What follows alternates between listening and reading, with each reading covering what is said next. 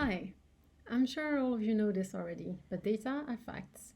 Child helplines collect a lot of data.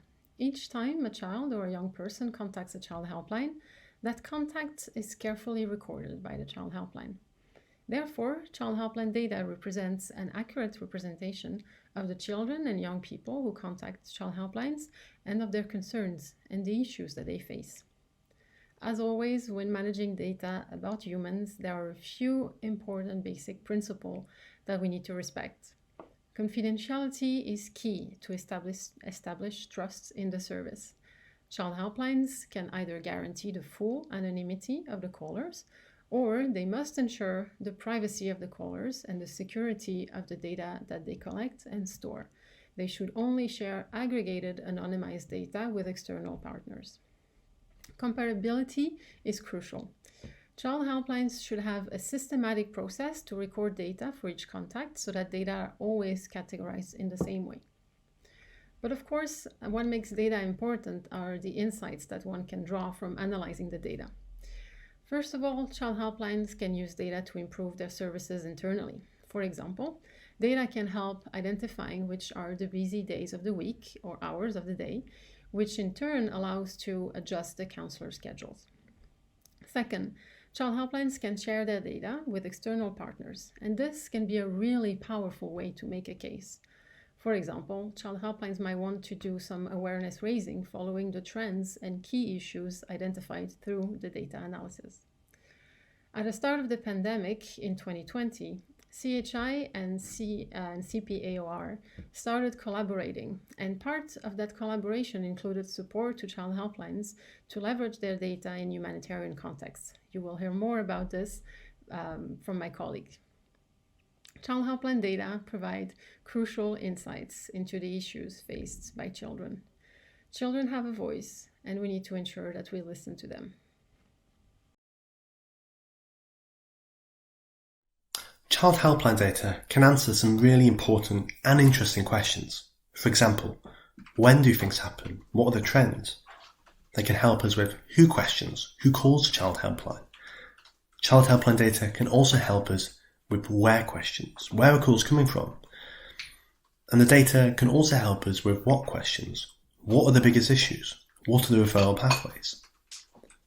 Once we've answered those questions, we can then create what we call products. These could be a short 2-page briefing note, for example, or an 8-page report. There could also be infographics to share on social media or a press release. Now, we've worked with different child helplines to support them on their journey to leverage the data that they have and ultimately to create impact. The end result of our collaborations are different types of products. Now, we have thematic briefs. These focus on a particular topic. Now here we can see 3 different thematic briefs. 2 from Papua New Guinea, one focusing on child sexual abuse and the other on intimate partner violence. And we also have one from Mozambique focusing on child marriage. We've also got before and after briefs. Now these focus on how an event that's happened shapes things. Here we can see one before and after brief from Papua New Guinea, looking at the impact of COVID-19 on calls. We've also got Humanitarian Program Cycle Briefs, HPC. Now these are directly linked to the HPC and focus on that and support the analysis through evidencing the needs in the Humanitarian Needs Overview, that's the HNO, and the Humanitarian Response Plan, that's the HRP. Now here's an example from Burundi that shows how child helpline data supports the evidencing of needs in the HPC. But no matter what we do, we're trying to support both the child helpline, of course, and also the collective good of the coordination group and members. It's a win-win. The HNO and HRP are strengthened at a strategic level. We might ask, what are the needs and where should we be focusing? And child helpline data can help to answer those questions. The HNO and HRP are also strengthened at that programmatic level.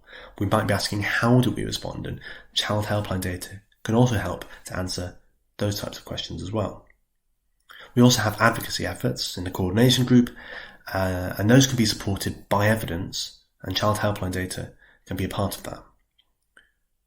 The data also support individual agencies as well in programme planning, identifying needs, mobilising funding and advocacy. The whole point, though, is about impact. If we aren't clear about the process and how the data is going to be used, there's really no point. What we've done here is show how these data that are currently lying in systems in child helplines can be converted into products and then used and leveraged for impact. And that impact should be for the child helpline, for the coordination group and its members, but most importantly, because of the data and the analysis and the decisions that are made because of that, the impact should ultimately be for children.